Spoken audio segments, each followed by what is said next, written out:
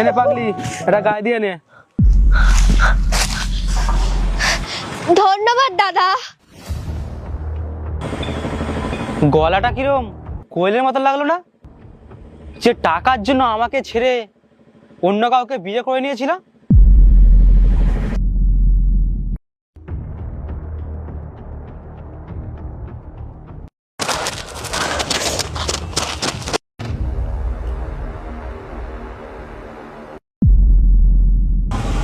বলছি, তোমাকে একটা কথা জিজ্ঞাসা করবো?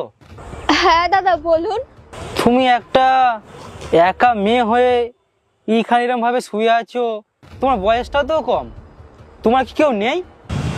না দাদা, আমার কেউ নেই, আমি একাই। মানে আমি তো কিছু বুঝলাম না।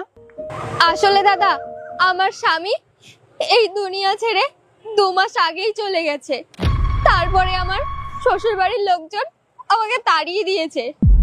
আমার বাবা মা তো এই দুনিয়া ছেড়ে অনেক আগেই চলে গেছে। আর আমার বাবা মার যে জায়গা সম্পত্তি ছিল সব আমার স্বামীর নামে করে নিয়েছিল। সত্যি এখনকার মানুষ মানুষকে না, শুধু টাকাকে ভালোবাসে, টাকাকে। না দাদা, এখনো কিছু মানুষ আছে এই দুনিয়াতে যারা নিঃস্বার্থে ভালোবাসে। আমাকেও একজন এরকম নিঃস্বার্থে ভালোবাসতো। তুমি তাহলে তাকে কেন বিয়ে করোনি? ওই এখনকার মেয়েরা যেটা করে, টাকার পিছনে ছোটে, আমিও সেই টাকার পিছনেই ছুটেছিলাম। তারপরেই আমার স্বামীকে বিয়ে করেছিলাম। কিন্তু জানো তো, আমি ওর টাকা দেখেই বিয়ে করেছিলাম, কিন্তু কখনো সুখ পাইনি। বিয়ের প্রথম 1-2 মাস খুব ভালো ছিল। তারপরে আমার বাবা মার যত জায়গা সম্পত্তি সব ওর নামে করে নিয়েছিল। তারপরে ওর আসল রূপটা বের হয়েছিল, আমাকে রোজ মারধর করতো মদ খেয়ে এসে। ছোটবেলা থেকেই আমার মা নেই, আমার বাবাই আমাকে মানুষ করেছে। আর আমার বাবা যখন এইসব কথা শুনতে পেরেছে, তখন আমার বাবা আর সহ্য করে থাকতে পারেনি, এই দুনিয়া ছেড়ে চলে গেছে।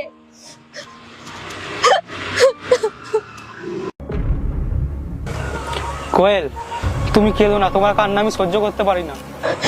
বুবাই, তুমি বুবাই, তুমি প্লিজ আমাকে একবার ক্ষমা করে দাও।